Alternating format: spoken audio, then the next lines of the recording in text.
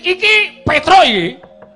Iki Petro iki pendhita ora pokro. Aku mbok kon suwita karo Petro, aku mbok kon suwita karo Sabdawala. Ora sudi aku dadi murite. Pragoto, wonten dawuh bali wae. Kena karo Sabdawala nadyan kowe bali ora weruh kiblat mung mubeng wae ning pertapan Kembang Sore.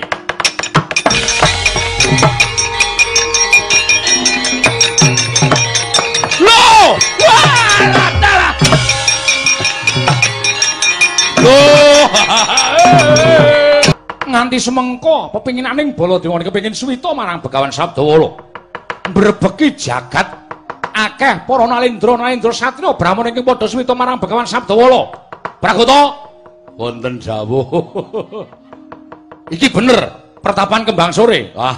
Miturut seratan ingkang wonten gapura pertapan Kembang Sore Argareja Sedayu Bantul. Iki mriki menika sampun boten badhe sik glentu. Iki menyang pertapan Kembang Sore kasinggihan mekaten. Yen ngono iki pendhitane sing jeneng Sabdawala. Oh, menawi boten glentu nggih niku.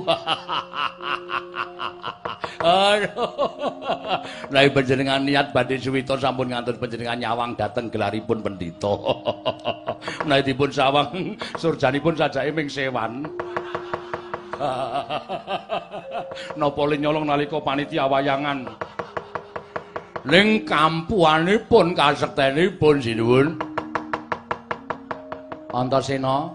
Piye Mbah, ana dayah kok ora sopan munggah ning pendopo lah kok ngunek-unekke omongane srone ra jamak ora nganggo tata krama iki janjane iki ngerti unggah-ungguh apa ora. Pragoto, wonten dawuh.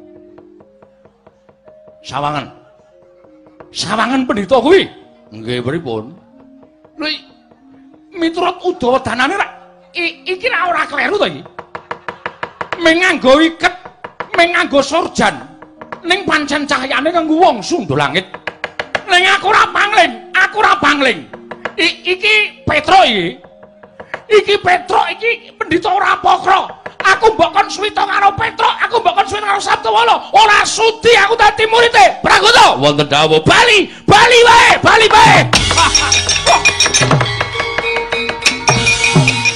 Oh.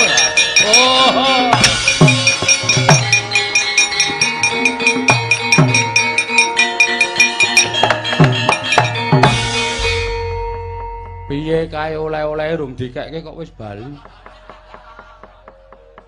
Walah cilaka. Monggo nggawa tas kresek gedhe banget. Tak mati iki semrawang ana tulisane teh poci. Simbah ki kok nganggo sponsor barang. Wah, lah kok rasaku kok ora penak, sajae kok ngembe karo wong liya. Ana ratu kok senengane ngias karo wujudan sing kaya aku. Ya upama ora kepengin suwita karo Sabdawala, ora rasa tekan kiri, rasa ngunek-unekke kaya ngono kae, aku dipresani karo para cantrik-cantrikku. Dipresani karo para manguyu jejanggan sing padha suwita karo aku, dipresani karo santri-santriku rak. Isin to aku dikira aku ki pendhita wong loro saudon telu saurupan. Ya. Kowe aja ngina karo Sabdawala. Ngina karo Sabdawala nadyan kowe bali ora weruh kiblat mung mubeng wae ning pertapan Kembang Sore.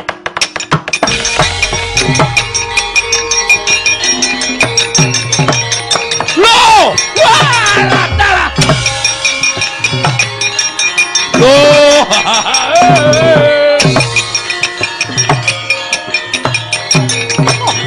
wah, lada. Oh, lan jedul kene.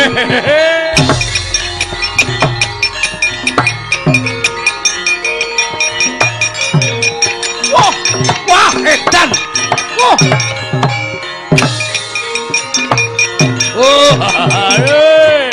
Ora.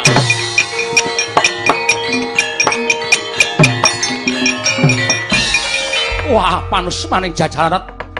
Sukertaning bawana mbok kira aku ora weruh. Mbok kira aku ora ngerti.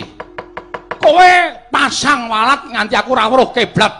Aku ora ngerti dalan bali marang negaraku. Ming mubeng minggir mlebu kene, metu kono, mlebu kene, metu kono.